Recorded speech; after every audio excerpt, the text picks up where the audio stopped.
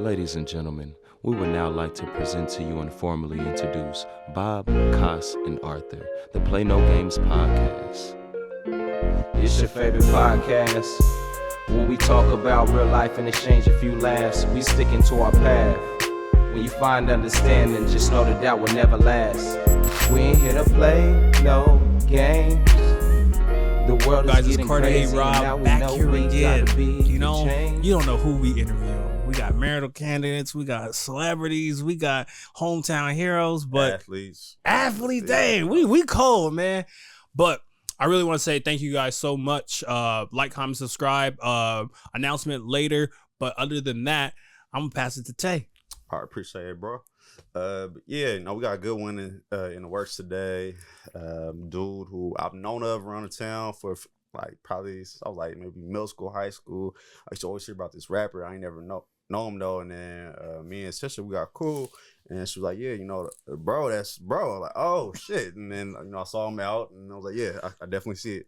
But today we got none other than Mikey Vegaz. What's good with you, bro? What's happening with y'all? Yeah. Thank y'all for having me, man. Yeah, sure. Thank you for pulling up, and shout out to Cash for making the connection on that. Shout out, little sis. Yeah. But yeah, bro, like I said, I've known of you for years, just watching from afar, all the different plays you putting together. So I just want to say shout out to you for everything you got going on. But for our viewers who don't know or aren't familiar with Trap Kitchen, what is Trap Kitchen and how'd you get involved? Trap Kitchen is a viral black-owned culinary brand. Started out of Compton, California. And then we took it global, started local and we took it global. My little bro is Malachi Jenkins. He started the company with Roberto News, two rival gangs from Compton, California that came together and built this culinary brand. My little brother he went to culinary school. He decided to change his life. He was just going through a whole lot of crazy things, and he went and he always had a passion for cooking. So he went to culinary school and pursued his dreams, and then in the midst of that, he started just cooking for all types of people in the nightlife in Vegas, all types of pimps and players and stuff like that. all that all of that good stuff. But he was cooking for people out there, just private chefing for, people. And then it turned into him and News working together in Compton.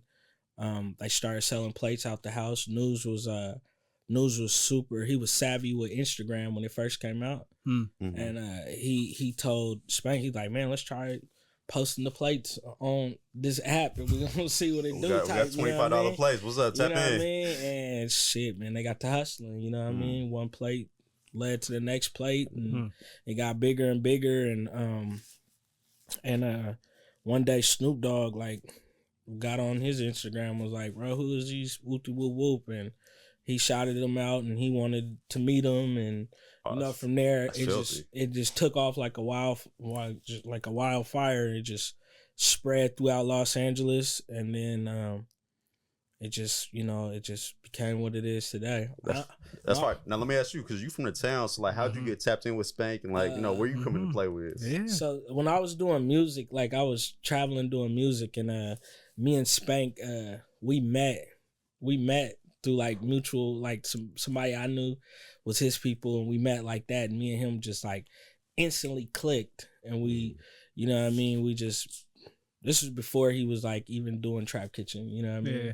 He was Chef Spanky Hannes at that. That's what we call him, Spanky Hannes. Whip up some of that Spanky Hannes for us, And but he was just always around, and bro was with me when I was touring, doing music on the road, and he was around. He came to Portland. Literally, we were shooting a music video up here in Portland, and he came. It was the first time. Me and him was cool in Cali, in Vegas. How I fly out there, and he came to Portland.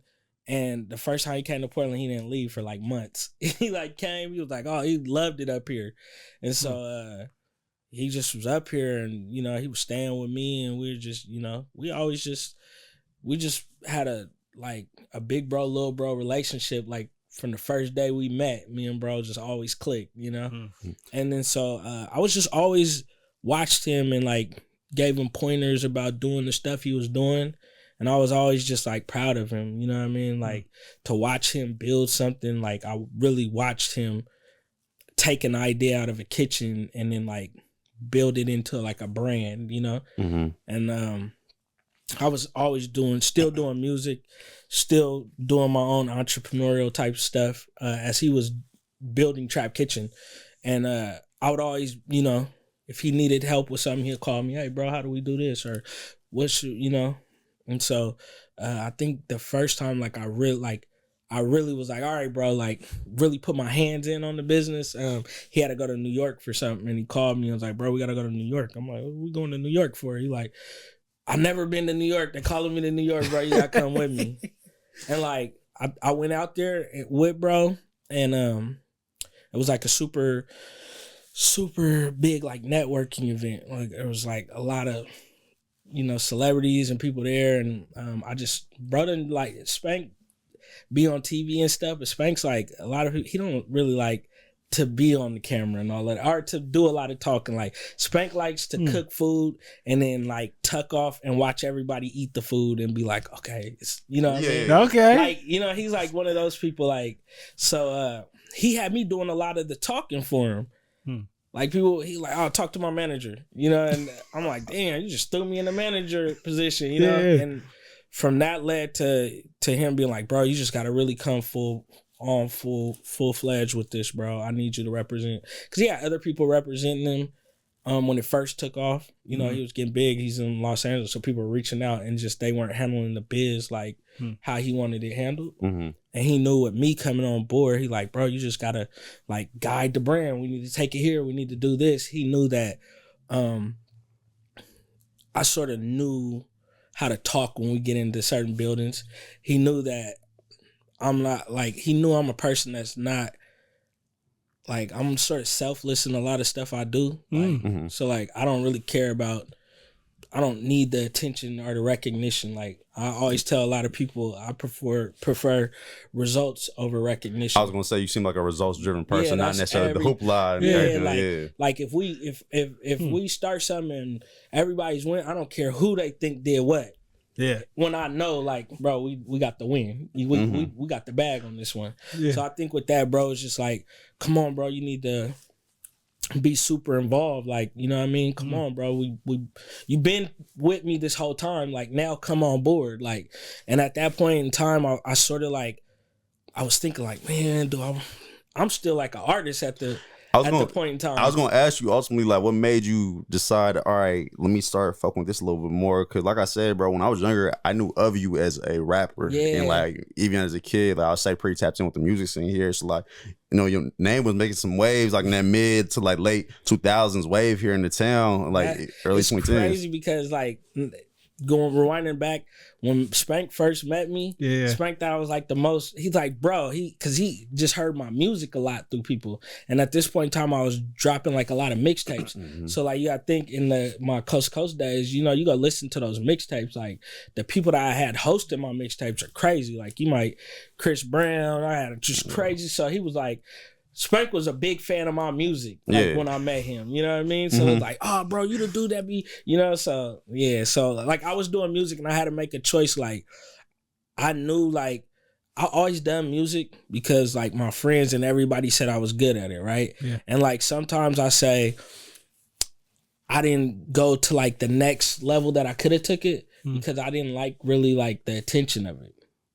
Like, I feel like I'm a person that gets a lot of attention because I'm in a small city. But I don't really like all the attention. You get what I'm saying? Yeah, so like when I had opportunities to do like big shows and stuff, I wouldn't do them. I would turn it down. I wouldn't jump on it. And then it was like one of those things like I got 1 foot in the streets, 1 foot into my music career, and then so I started doing like shows and like Gang Task would come shut down the show. Like and Gang Task got caught doing it one year, like and the news, the Oregonian was there writing about me.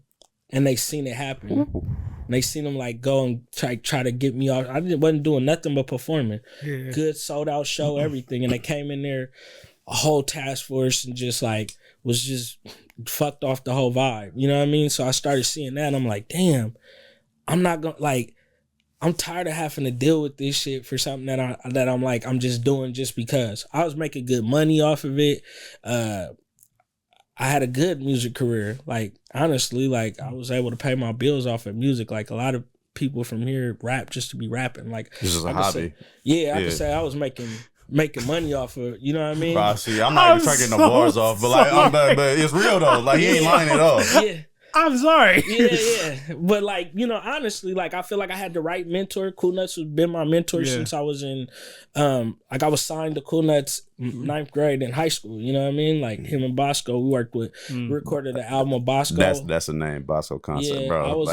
I was, you know what I mean? Like, I think I was on Mac Dre. I was doing music with Mac Dre as a kid. Like, so Nuts was my mentor, so I always like understood the game, and he always like pointed me in the right way to do stuff. And like a lot of people, I was putting out an album called Premature Millionaire, and I put a lot into this project. Like I had a single with E40, had probably every Bay Area artist you could think of. This project never came out. Spent a lot of money putting this project together, you know what I mean? Like, and I had the right marketing team. I had a real PR for the project. I had a lot of shit going with this project. And then the label I was doing the project with, they fell apart in the midst of me about to put out my project. And this is right, like, this is at the time when Filthy Rich was a brand new artist. So like, I think Messy Marv was like the hottest. This was the height of Messy Marv's career. Like I was on a lot of his projects. Like I was working real close with him. So like the label was believing in everything I was doing too. Cause they're like, man, if he's, you know, working with him. So, I was doing that project, and I think in the midst of me doing that project, I fell out of love with like the music shit. You know, because it's like I finally had got my chance to like. I was already in the Source magazine. They was already writing about me, Unsigned Hype, the next this. You know, this is, you know, before the Cool Kids come out. I did a project with an artist from Portland named Lodge, and they were like putting me in a lodge, comparing us to the Cool Kids. And, you know, so I was having to work with another artist and then seeing like how, you know, my vision and his vision ain't really the same. And, you know, so just all of that shit was playing a part that just had me like, I don't even think I really like this. And for me, I knew whatever I want to do in life, I can do it. You know, I'm like not one of them people like, if I want to do it, I'm going to do it. So him doing that, I mean, Spank, Trap Kitchen starting to bubble in the midst of me falling out of love with music. It was like the same way for me to stay involved with the music, because I just took all the game I had, everything I learned, and put it in the Trap Kitchen. You get what I'm saying? Yeah. So like, I literally was like, you know what? Okay, I'm gonna sort of fall back from me. I was still doing music because, you know, I love music, so I'm gonna do it. But like, I started really just I started managing Spank. I'll be everywhere with bro. Anytime we needed to do something, we worked on our first cookbook together. You know what I mean, for the brand. I just was super involved with everything we were doing, and then. One day I seen a food truck, and like he never really Spank wasn't. I seen a food truck, and I just went to the dude and like, man, how much you selling this truck? Because he had a for sale sign. I'm like, you selling this or you? And he's like, man, I'm selling it. This is a little on into the Trap Kitchen, you know, after we've been doing stuff. But I just called bro, like, bro, I bought a food truck. We opening a food truck. You know what I mean? And he believes so. Spank believes in me as much as I believe in him. So it wasn't like, why you buy a trucker? What do you? He's like, all right, bro. You know what I mean? It's like, let me know what we doing, what we need to do. You want me to start building the menu? How much is it gonna be to do? You know, it was just fast. He's like, cause he knows like if I'm doing something, we going 100. So in the midst of him asking me to come on board, we went to New York.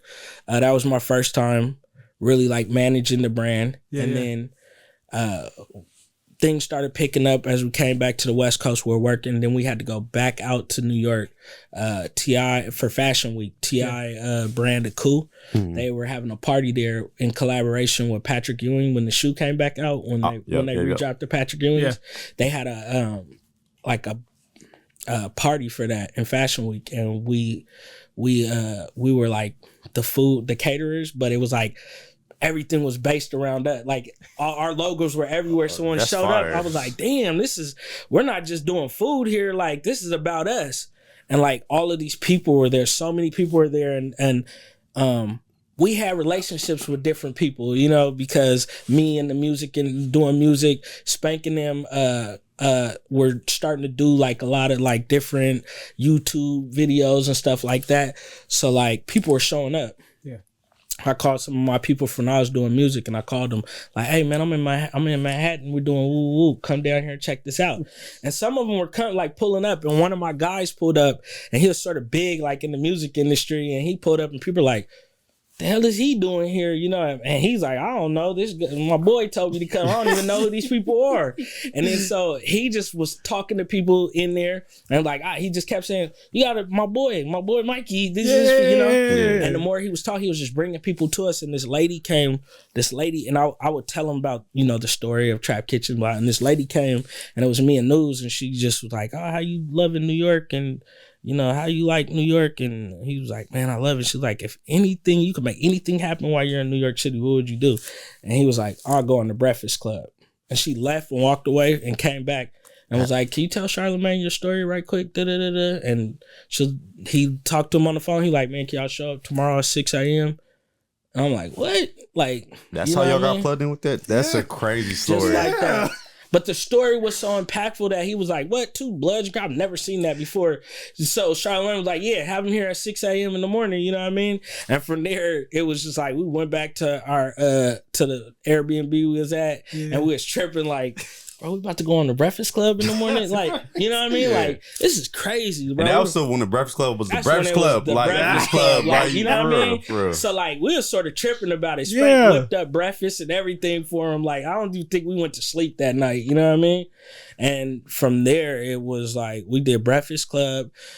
From there, we was on Sway. We did everything. Like, we just got to moving and walking around. It was just like off word of mouth. And everybody always like, y'all got some kind of PR? It was like, nah, just the story was so impactful. And it was us like actually talking and being ourselves that people like, oh yeah, bring them on the show. So like, we showed up to Breakfast Club 6 a.m.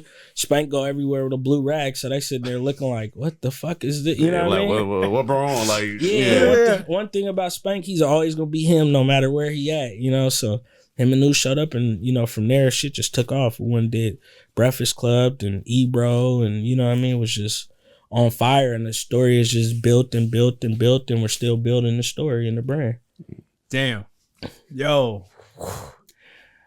I think for me it's just the pivots and the believability, because off camera we were kind of talking about certain things put you in certain positions, and I'm just like mad curious, because when it comes to like music in the game, I feel like a lot of people don't understand. Like, they're just gonna go full force, like, I gotta do this. Like, what was like that whisper for your own self of like, all right, I actually need to pivot from my music? I think that's the gem that I want people to hear.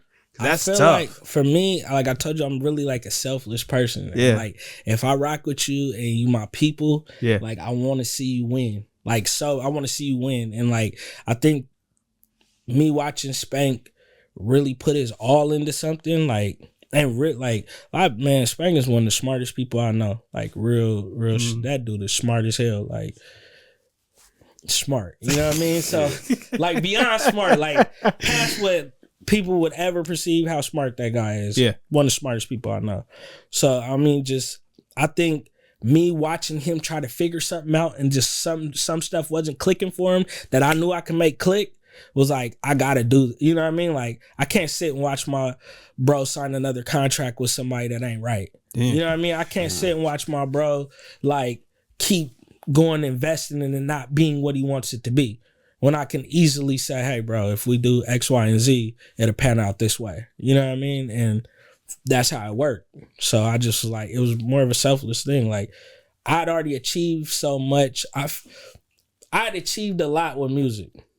I gotta say, like, say that. I've been on tours, where I gotta be on the tour bus and ride around the country. I done been able to fly across. Talk your shit. No, it's real. Fly across the country. I done been able to, you know what I mean? Like, I done did some shit with music to where it was like, I feel like I achieved enough that I was like, I've never really cared about being famous, because I know what comes with fame, because I got friends that's been famous. I got family members that, like, I know what comes with that. And I never wanted to be super in a box like that. And I think sometimes being from Portland and it being so small, you're just in a box, you know? And I would always just been like Mikey Vegaz, the rapper, you know? And it's like, I think I'm more than just a rapper. And I think for me, no diss to any of the guests or musical artists that we've had on here. Like, I want y'all to achieve y'all dream and do that. But like, never once have I sat down and done an interview with someone who's been like, I really want to do this, and then just have like, nah, that's not for me. Yeah. And I think that is just like a beautiful thing, because like once like people go for a dream, they're afraid of that pivot. And I'm just, you just embrace that. That's so cool. Yeah. That's hella cool. And you just know the monster of fame. Yeah.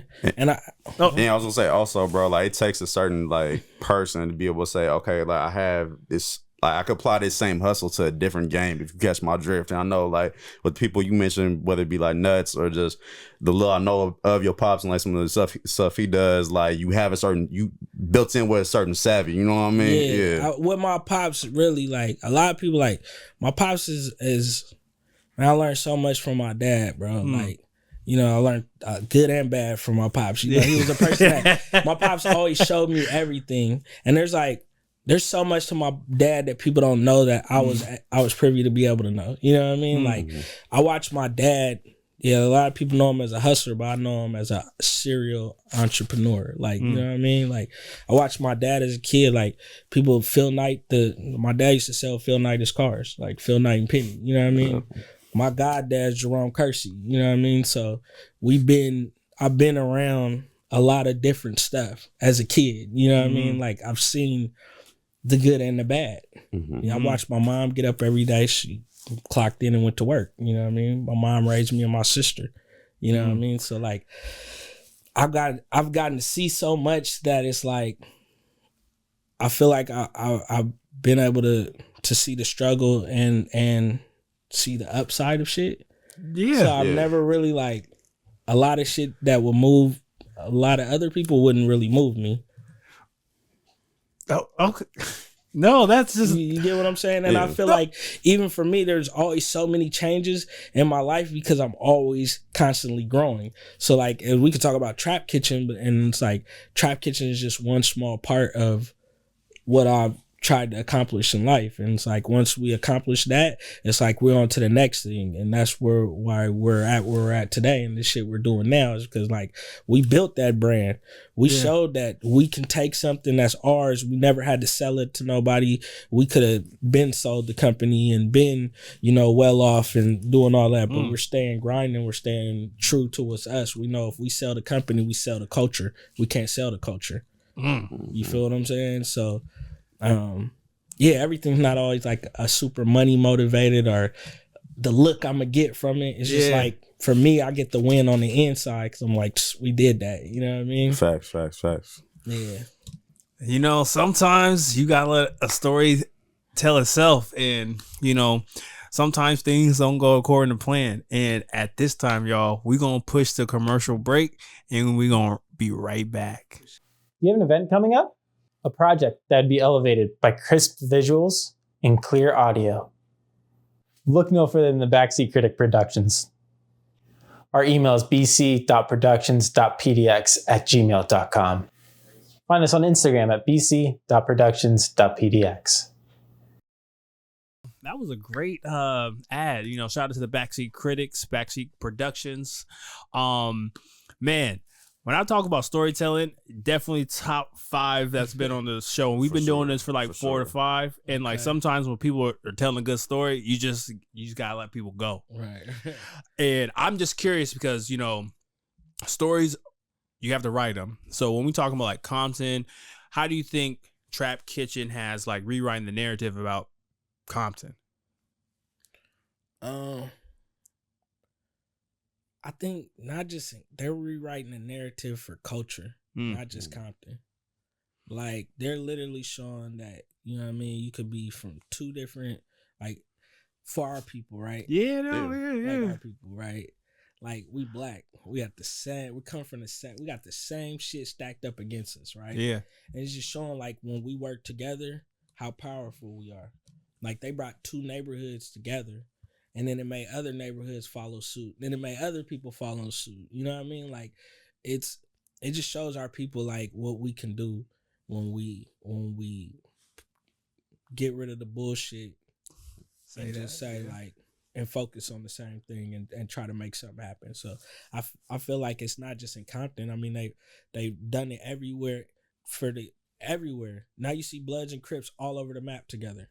You know what I mean? And that's something that, like, those are two. One thing I like to always say about all of us, like me and my guys, like, we're authentic. Nothing didn't have to happen to us to like where we had to get out the street life. Like we had to tell on nobody and say we can't go back to our hood. We didn't do nothing. Like, we stand up guys that just want to make a difference for our people. You know what I mean? Like, like in the gang world, they always say nobody's bigger than the program. You know what I mean? That's true. But for us, somebody got to be better for the program. And we just trying to be better for the program, better for our people. You know what I mean? So, like, it's no big eyes, no little U's. We all build off each other. You know what I mean? So I think they're just changing the narrative for the culture. You know what I mean? Not Compton. That's fine. Now, building on that a little bit, and I know I'm going to dive in a little bit into some of the stuff you do personally, but what are your long-term goals with not only Trap Kitchen, but other stuff you got going on, whether it be the work you do with kids, or I don't know if you ever envision picking music back up at a high clip, or, you know, like, what's like the next 5 years look like for Mikey Vegaz? Work. You know what I mean? I can't even, you know what I mean? Like, because if we accomplish one of our goals tomorrow, we set new goals, you know what I mean? But I mean, it's probably like for every last person that's around me to be successful and have something that's their own, something that they can say they built, something that they can give to their kids or to their family. Like, that's my goal. It's like for everyone around me, like, I don't want to, like, it's no fun when you're the only person doing something. It's not fun, you know what I mean? Like, at all. That's how you get enemies, for real. You know what I mean? Like, no, I'm dead ass, bro. Like, it be your own man sitting there, like, it's true. I like to say I want to do something and I can call any one of my homies and it's like, we doing that. You know what I mean? Like, come on, let's go. You know? So for me, I wouldn't know what the next 5 years is. A whole bunch more wins. Like, you know what I mean? Like, I don't know, you know what I mean? I just wanna do more, have more, like, keep going to the next level. I mean, right now our focus is to have real direct impact in our community. So that's why we working with the youth. So, you know what I mean? Hopefully in 5 years we change a lot of the shit that's going on in Portland, like in the streets. Like, I'm not too much worried about nothing else that's going on that, you know what I mean, doesn't pertain to me. So, you know, I feel like I'm the streets. So I gotta, you know what I mean, work on the streets. Now, you talk about kids in Portland. So what type of work are you doing with kids directly here? We're just so like mentorship program. We do a lot of, we advocate for the youth that are locked up in McLaren and Oregon Youth Authority right now. We go in there and work with them. But just trying to be somebody that they can look at, relate to, and really rely on. You know what I mean? Like, we want them to know, like, we all come from the same shit they going through now. We went through that, you know what I mean? But it's sort of hard to, like, have somebody that don't look like you, ain't from the community you from, telling you how you got to do something. For me, they can look at me and be like, oh yeah, he really did it. Yeah, you know we're from the same cloth. Yeah. I've seen him when I've seen his dark days. You know what I mean? Yeah. You know what I mean? So they could be like, yeah, he really was doing that, and now he's not doing that. So I know that it's possible for me to not do that. You know what I mean? And like you said earlier, you also somebody in the town who, you know, you ain't got, you know, small in your name, ain't nothing like crazy on your jacket. So like, you shown you can live this type of lifestyle and pivot and still be authentic to yourself. But hey, no, this is what we on now. Like, I got this business, helping the youth, and I'm still a stand-up nigga at the end of the day. Yeah, and for me, it's like, it's more or less like, it's not, people always be like, oh man, you know, from the outside looking in, you know, it's all smiles every day to everybody. You know, it's just, he winning.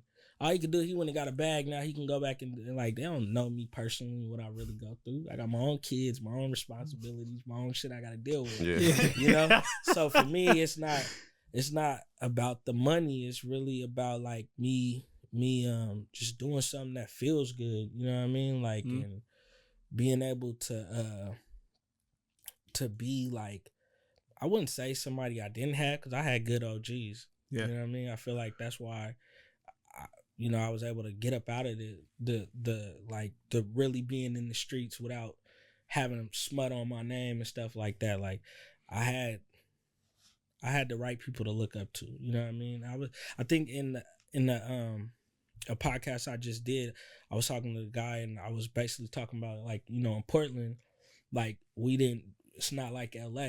We don't get to see, like, a kid don't get to go to, like, my mom can't take me downtown to Nordstrom and I'm gonna see like 10 celebrities. Like, a kid in LA can go to Beverly Hills and see 10 celebrities, right? Or a kid from LA can, like, his best friend could have got picked up by Nickelodeon, and now you see your best friend change his whole family's life, right? Yeah. But he really from the hood. You know what I mean? And then you'd be like, man, that's probably, I might be able to do it. Portland, we didn't have that. Like, you literally don't have celebrities and all that stuff running around Portland. So the people we looked up to was like the street legends. You know what I mean? People like my pops. You know what I mean? All the OGs that were in the streets. Like Geechee Dan used to be the dude that threw the stuff at Irvington Park and everybody. You know what I mean? Like, that's who we inspired to be like. The stuff they did for the community, you know, they always looked out for the people. No matter what they was doing, they still looked out for our people. You know what I mean? And I felt like I always wanted to be that. I wanted to look out for my people, you know what I mean? So that's why we've always, you know, we do our turkey drives and our giving back the Christmas trees. And, you know what I mean? Like, we do all of that shit because, like, I want to see my people smile and happy. Like, you know what I mean? It feels good to be able to be like, we did that for our people, you know what I mean? So, break this piece down, because, like, working with youth is a very difficult, trying process, and I'm more or less talking about like a teenage youth, right, where they're in that street life, right, and they're straddling the fence of like, all right, I'm successful in the street life, but you have like a you come up, right? How would you break it down that what they're doing is not fulfilling, like, you know, that feeling that you were just talking about? How would you break that down to a youth? I mean, when I see the difference between, I feel like, the way how we work with the youth and other people, like, we're not always like preaching at them. Yeah. Like, I listen more than I really like talk at them. You know what I mean? So, like, the thing is to listen to them. Like, I always listen, like, bro, what made you join the hood? What got you? You know, and then they get to telling you, and it's like, you start explaining to them, like, that don't seem a little weird to you. You know what I mean? That don't sit right with, you know? So they start having to question, like, certain stuff, like, you think I'm gonna tell you to go? Like, look at, I'm from that same thing. You think I would tell you to go do something I'm not gonna do?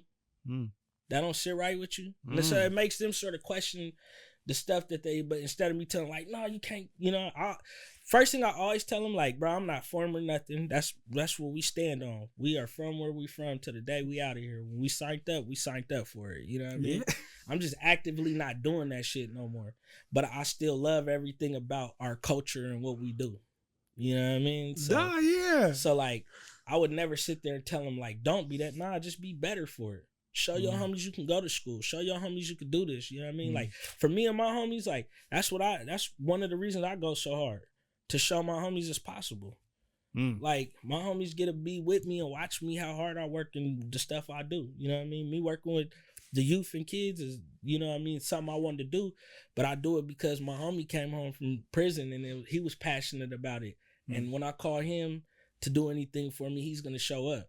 You feel me? So I'm going to show up times 10 for him. And I could be doing a million other things in the world, but I'm going to go in there and do this with him. Even though we're not doing it together every day, I'm doing the same thing he doing, just so he know, like, bro, I'm with you. You get what I'm saying? Like, that's how you show your homies, like, you show them through actions, not your words all the time. No, it's crazy. I know.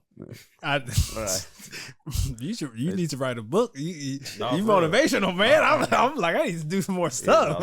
You do like 10 push-ups real quick. I mean, that's for real. Like, you know what I mean, bro, right here. But he's a big inspiration. Like, sometimes when I say the stuff we doing, like, is because honestly, bro, I didn't. There was times I was in my darkest areas, and I didn't never think I would even live to see him free. You feel what I'm saying? And to, you know, I've witnessed hell of my friends come home from the penitentiary, and it's like, you know, from the outside looking in, it's like, oh, he got all of this and he could do all of this, and they come home and you don't do something for him. It's, oh, fuck him, you know, woo woo. And like to watch my friend that did the lengthiest stay, you know, come home and just hit the ground running, like that was so much inspiration for me, because I'm watching somebody really start with zero and not have they hand out or waiting on anything. It was like, whatever y'all come through and do, you do, but don't worry about me. I'm doing this, you know. And that for me was more inspiration than, you know, a lot of shit I was seeing around me. That had me like, damn, I got to get off my ass and do something. You know what I mean? And I was doing a lot, but I wasn't doing nothing like what he was doing. You know what I mean? No. That, like, you know what I mean? It's cool. I'm giving out these turkeys and these trees, you know. And he was. Then crazy part is, like, last year was his first time being home, like. You know, he put up on the Christmas trees with me to give back to the community. You know what I mean? Like, that shit for me was crazy. You know what I mean? Because my homies that's been out here in the streets running around with me ain't never offered, like, oh, bro, you doing the trees? They going to call me and say, bro, put a tree to the side for me. They never going to call me and say, you feel what I'm saying? They just no shade to none of them. I love all my bros to death, you know what I mean? And they tree going to be aside for them this year, you know what I mean? Every year it will be. But for bro to come home and say, oh, bro, how much is the tree? Bro, I got some too. Like, you know what I mean? Because I knew he was just watching. I knew it was like, bro, if you do, I got you. I just quick comment, and then I know you got a question. I'm so glad you said that, because I have a homie, Josh AOD, has a clothing brand, and like, if I ask, I know he'll give it to me, because, you know, that's my dude. Pause. Yeah. Nigga, please. Pause on that. I want you to know. No, I'm sorry. I want you to know. We was all having a real conversation, but you had to do some shit. You had to do some shit. First and foremost, that was crazy. he just talking about. He was really talking about some real shit in unity. And here you go. Here you go. Do we got to do the pause shit? We got to keep it light. You know. Oh, okay. No. Anywho. And y'all got the fact check over here. Okay, it's lit. Y'all lit. Anywho, my best friend. No matter what, I always. If I was your best Shut up. All right, that's my last one. You got it. I always been like, I will pay, because people don't understand what it takes to buy the fabric, get the fabric, because it's quality stuff. So it's kind of like just the mentality of someone who's been locked up to be like, all right, what can I contribute? It's such a powerful thing, where switching your perspective from being in that kind of like culture to coming back into like to society and how you're being looked at, the scarlet letter. It's just like, I don't think y'all really understand like the mental capacity that takes to be locked up for whatever it was, and to come back and be like, I'm still useful. I can still help, when so many people fall into that depressive or giving back and giving to people. It's such a beautiful thing. So no, I appreciate that. Yeah. Facts. But I want to build on what you were saying earlier, bro. Like with the success that you've attained, and like what your man's been here as well. Is it hard, you know, being who you are in the town, like whether it be like local politics here, because, you know, everybody know everybody, like not having people come up and like feel like they got their hand in your pocket? It's crazy, because I was talking to somebody earlier about it was crazy, because I asked somebody for somebody's number to get something today, right? Yeah. And when I asked them for the number, they gave me the person's number, and they're like, "Oh," and I was like, "Well, how much does it cost?" And they told me they had just got it, and they're like, "Yeah, it costs X, Y, and Z. Call them; they should be able to do a next day turnaround for you." Yeah. And then when I called them, because I needed a next day turnaround, right? Oh, first thing hey, Mikey, man, I appreciate you reaching out. I'm like, hey, man, can I, this is what I need. They're like, yeah, man, no problem. I can get you. I'm like, I need it tomorrow. Man, no problem. Do you know that it was 3 times the price the guy told me at first? And they told me it was because I needed it in a day. Yeah. I needed it the next day. And the guy that told me about it said it's going to be this price, and probably because it's the next day turnaround, they should charge you this. Because it was me, they felt like, oh, it's just quick money, and he's probably going to pay the price. You know what I mean? When I told them what I need, they're like, yeah, we'll just, we'll hit him. So sometimes, I feel like Yeah, but then at the same time, like if you tell me your price, I'm gonna pay your price. Yeah. Because like we were just talking, you were just saying it. Like I know how many businesses I have, and I've started, and I know what it takes, right? Mhm. So I'm never gonna hassle somebody about their price. If it's not for me, it's just not for me. But I'm not gonna hassle you about your price because I know what it takes to start a business. Like people don't. This is the craziest thing people get about being a boss, right? Being a boss, you still gonna take a loss and you have to cut the check. Being a boss, you eat last if there's anything to eat. I build the table, I put the food on the table, I allow who gets to sit at the table and eat. I do all of that, and I watch y'all eat. And if there's something for me to eat at the end, I eat. That's a bar. You feel what I'm That's saying? a bar for real. Like, and that's when people say they want to be a boss. Is you really ready to sign up for that? Like, are you really ready to say I might not eat and I have to keep investing? You get what I'm saying? No, Because 1,000. I do it because I like the freedom of being able to do what I want when I want to do it. Yeah. You know, I'm not bind to where I have to go clock in and build somebody else's dream. And there's no problem with it because I do work with other people and their brands and their businesses. There's no problem with it. But I like to have my own. Yeah, but you also got the work ethic to do so. And like nowadays, I feel like a lot of people, it'd be a lot of lip service where like you want to be an entrepreneur, but are you willing to take on them 80, 90, 100-hour weeks? And that could be nonstop. And like you said, you have to be willing to say, I might lay out this table, but my employees have to have a salary, and whatever is left, that's my profit. If I have any, because I still need to invest back in the business. I always ask people when they say, I say, are you ready to sacrifice? Yeah. Because it's a whole lot of sacrifices. You have to sacrifice, you know, happiness, time with family. You know, you have to sacrifice all of this to be an entrepreneur. You know, so like I always ask people, like, what are you willing to sacrifice? Because it's that I just posted the other day, like tired, sick, no matter what it is, every day I have to get up. I can't complain. I have to make the results. Like my kids will never know what I go through. They just watch they dad wake up every day, get up early and leave out the door and then come home, you know, and handle responsibility. So it's like, for me, it's just constantly going. Y'all remember the Four Brothers? Yeah. And he threw that, he's like, get to the kids' table. Threw his plate down. Oh, When he said, that's when it cost crazy. to be the boss, I was like, that's some shit the boss would say. Yeah. Get your ass at the kids' table. But you know what I mean? Like, that's the really shit, man. A boss gonna take a loss and still have to cut the check, bro. That's the hardest part about it. Well, we're going to cut one more check with this commercial break. And we're going to come back to you with last ending questions. And then Tay's got a game for you. All right, for sure. All right, we'll be right back.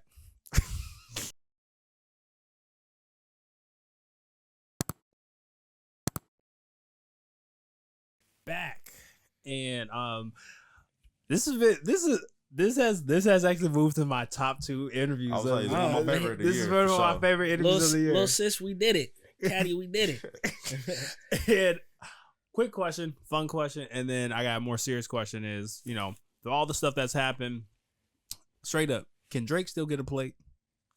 Oh, I don't think my bro and them gonna let me serve it. I think if Drake showed up and got a plate, my bros might get on my head about Really? that. Yeah. I mean, you know, hey man, you know, Drake makes good music. He's one of the GOATs to me. Like, you know what I mean? Yeah.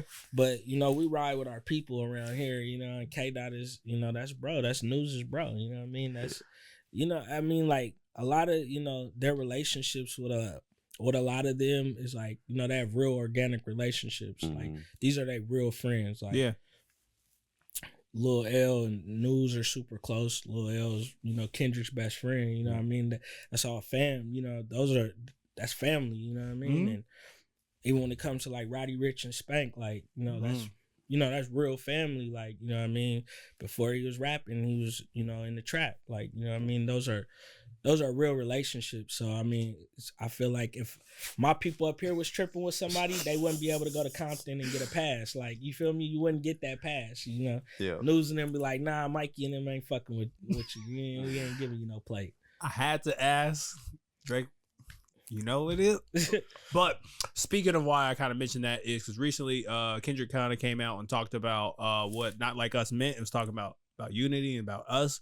And you spoke so much about our culture, and I'm just curious, as a Black community and a Black culture, like how can we unify more? Like that's in Portland everywhere. I feel like in Portland, for Portland, it's just like getting everybody on the same page and like understanding that there's enough for all of us out here. Mm-hmm. Thank you. Like, and I think, getting rid of that crab in the barrel. I say that all the time. My bro Chris had he had invited me to a meeting last week for going home, and being able to sit in there and watch like how much information they were sharing in there, and it was like it's open for anybody to come in there. And like you didn't see a lot of people from the community, but you seen like, you know, some of us is doing that. I was thankful that bro invited me to be able to see it, but it's like we just gotta have more communication with each other. And like one of my uncles, may rest in peace, Bobby Ross, he always he told us, you know, when you see one of your brothers on the street, always speak to him. He like, man, what is you looking at that nigga crazy for? You know what I mean? Because you know how when somebody else comes in the room, we always like, man, who is that? And we might not speak, or we might look away, and it makes the nigga feel uneasy. But if you, hey, bro, how you doing? Like, no matter what you just break the ice. You know what I mean? So, like, the communication, like, we got to be able to communicate more and share our resources. You know what I mean? And quit feeling like, you know, it's like that slave mentality. You know what I mean? Like, I don't want to see him get it. He gonna get too close to master, and then I ain't gonna. You know what I mean? Like, that's literally how niggas be thinking. No, They be like, you know what I mean? It's fucked up. Like, and then they put us. You know, that's what they put us against each other, and then we start tripping with each other, and then there's fuck him, and then we not working together. And now we going in two different directions, and we're both trying to move the culture forward, but he's moving it this way, you're moving it that way, and then he's taking it back that way. How do we move together as one? Like, our culture, our race is just so divided that it's hard to move as one, because everybody's moving in different directions. You know, we don't even, like, I could say this guy over here can film it better. So I'm gonna go spend the money with him rather than saying like, let me try out, you know what I mean? This guy that I know, but I watched him do it, but I know he's way better at it, but I watch you try to do it, and me not say, this is my guy that I use, but guess what? Today we're gonna have you come do all the back behind the scenes shit. You see what I'm saying? Like, that's how we help our people. And there's no shade. I'm not saying anything like that. You know what I mean? But that's how we help our people out, because we say, you know what? My guy right here is going to be able to show you something. Yep. You know what I mean? Now you're going to pick up and learn because you're able to come around and be around us and do the right shit. And now I got this guy that I've watched in my community try to do it. Hey, bro, come over here and let my guy show you how to set that up.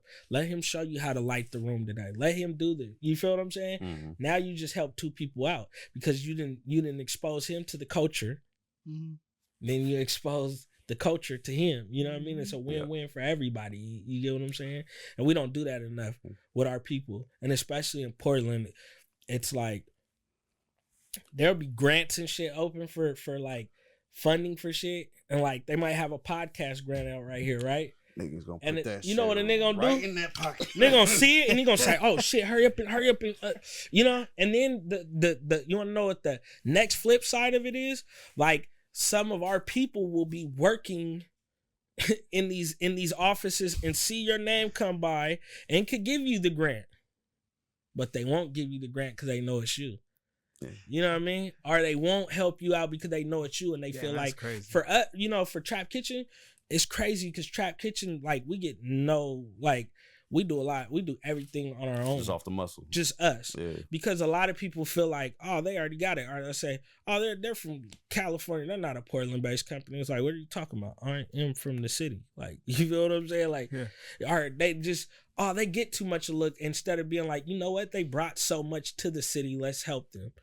Like, you didn't see all of these food trucks around here. You didn't see all of these black people saying, you know, I'm going to sell a plate out of my... Nobody did it until we didn't put it on TV.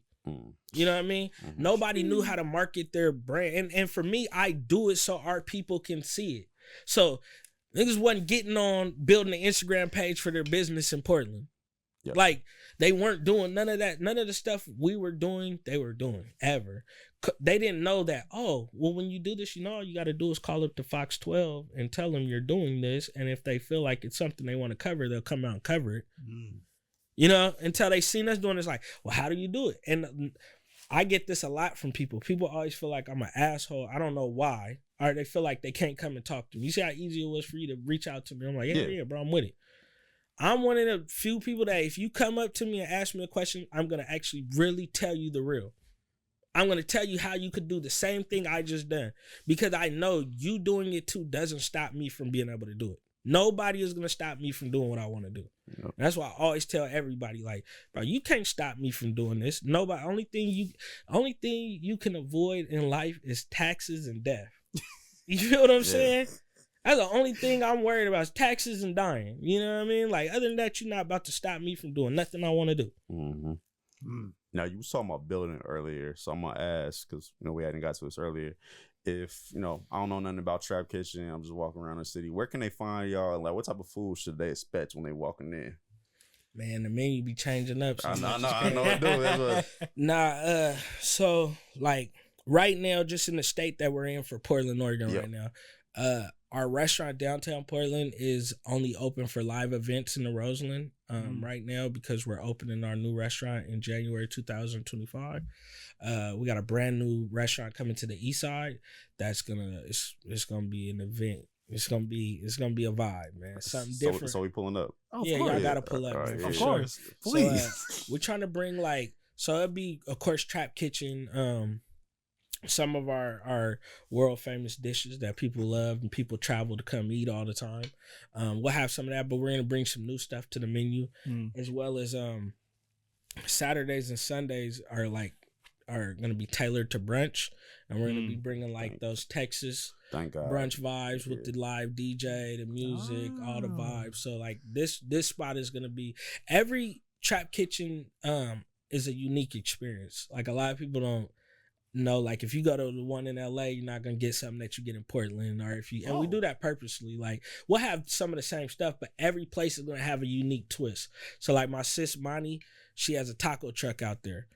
You're gonna get tacos you can't get nowhere else on her truck. You know what I mean? You're gonna get the bombest fried rice in the world on her truck. You know what I mean? Like, you're gonna get exclusive stuff that she cooks with love that she's doing. You know what I mean? And for us, that's how each location is. So our new location that's open in January is definitely going to be a vibe that nobody's seen from Trap Kitchen yet. It's going to be crazy. Okay.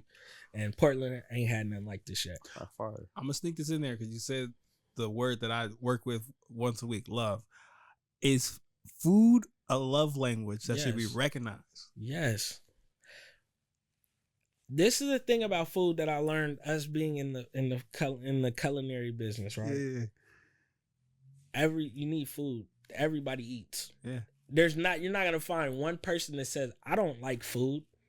You know what I mean? Like, I'm not eating food. Like, you might eat healthy, you might be a vegan, you might be this, that, but everybody eats food. Food will unite everybody, regardless. And think of how, people are racist, but will still eat food from other cultures. Isn't that crazy? Wait. That blows your mind, though, when you really think about it. True. People be racist as hell, but gonna eat some soul food. Yeah. Racist as hell, but love Chinese food. You know what I mean? Damn. Think about it, so that's what I'm saying. Food will it will eventually unite. It's either gonna kill you or unite you. You know what I mean? That's the thing about food. That's right. All right. Ready? Jay, it's all you, man. All right, bro. You ready to play again? Yeah, let's play. All right, so I do this with every guest we have. It's this game I created. It's called Shot Clock, right? So I'm just asking you some rapid fire questions. You're gonna give me some rapid fire answers, right? Okay. So I'm gonna throw you a softball right now before we get going. So your favorite color, red or blue, is blue. So you know how to play. You can play this one. All right. So let me know when you're ready. We get started. Ooh, you gonna give me some tricky ones? Yeah. Like that. Yeah. All right, you ready? Yeah, let's go. All right. Only because Cash asked, who better, Biggie or Pac? Ooh, Pac. Can I ask why? Because Pac was more influential. Pac, to me, Pac can move the man. He can, if Pac said something, we was believing in it. Okay. As a culture, you know what I mean? It's just black people in general. Biggie made Biggie was a dope lyricist. Don't get it fucked up. Yeah. But what, like, other than some dope songs, like, what song can you really say made from Biggie made you shed a tear? Like Dear Mama. I ain't gonna lie, Sky's the Limit be doing that for me. But that's that's what I'm saying. He got Sky's the Limit's a slap too. Yeah. Like, don't get it twisted. He's up there, but I'm talking about like my mama wouldn't listen to Sky is the Limit and like Facts. and be I like, get what you're saying. ooh, you know what I mean? Yeah. Like my mama could listen to, you know what I mean? That's real. Pac and be like, yeah, that one hit home, you know what I mean? So I would have to go with Pac. Yeah, that work. All right. But say less. I know you kind of spoke about, transitioning out of music, but which one would you rather do? Open up for Kendrick on his next tour or have Trap Kitchen PDX featured in a Gordon Ramsay show? Trap Kitchen featured in the Gordon Ramsay show. Fire. All right. Favorite meal that you've had at the Trap? My favorite meal right now is the drunken steak and shrimp garlic noodles. Those are fire. I ain't gonna lie. Yeah. All right, last one here. Your choice, dead or alive, celebrity to come pull up at the Trap to have a meal with you. Dead or alive? Yeah. And do they just get to eat the meal, or they get to be alive after? No, you can have a conversation. You have dinner with them. You bring them back, but they get it back from the dead. They back now. I was saying Nip Hustle. Fire. I could see that. You know y'all. The conversations you've been having, y'all actually remind me a hell of each other. Like, I would say Nip's just for like what he did for the culture, just for the people. Like Nip was all around. Like he is motivation to me. Like watching him, open a store in his neighborhood. Spending money with it. Like a lot of stuff he did behind the scenes for a lot of people out there in LA is dope. Mm-hmm. To not take credit for it, you know what I mean? And that's what the sits with me is like when people do shit, they don't want the recognition. That's dope. Yeah, that's all I have, bro. Man, like I said before, I think I'm about to do like 20 push-ups after bro. Get straight to it. It's like definitely giving like some Jay Prince, like Nip Hustle, Hove type vibes as far as like mentality. You know, like sometimes when you have like the dark side, like man, all the like literally before the show we was talking about all the hard work we was doing, and like I feel like this was a sign like we're going in the right direction. Exactly. Yeah, for sure. Stacking them days for sure. No, like stacking. I want to say thank you so much. Nah, thank y'all, bro. I appreciate y'all, man. Amplifying my voice, man. Getting it out there to the people, man. I appreciate y'all for having me. Bro, you should really write a. Bro, you should. I ain't ready to write a book. People, you're not the first person that said that. People say it to me, but I feel like honestly, I'm becoming. I'm like I'm always growing. And I feel like right now I'm like becoming who I really wanted to be, and I need to like fully become that person, and then I'll be able to like look back and be like, it's like closing a chapter so you can write the next one. You feel what I'm saying? Like I've accomplished a lot, and like I said, I feel good about like a lot of the work I'm doing and like who I'm becoming right now, and my relationship with my family, my kids, and my friends, and everything. It's like becoming. I'm in a dope place, but I need to like really hone in on it, and then we're going there. Once again, I was gonna say this, if no one's told you at all this week, man, you're doing a phenomenal job. Thanks, keep doing it, man. Like I can see the glimmers. Thanks, bro. You've done it. Right on. Appreciate it, bro. So if y'all like what we're doing, like, comment, subscribe. It's Cartier Robs. Tay Ford. It's Mikey Vegaz. And we out. Probably wondering if I think of you. Sorry, I'm for the bag right now. Yeah, I'm for the bag right now. Yeah, for the bag that I never had. Yeah, you probably mad right now. Yeah, I got a 2-piece now. Shit, I think they call them groupies now.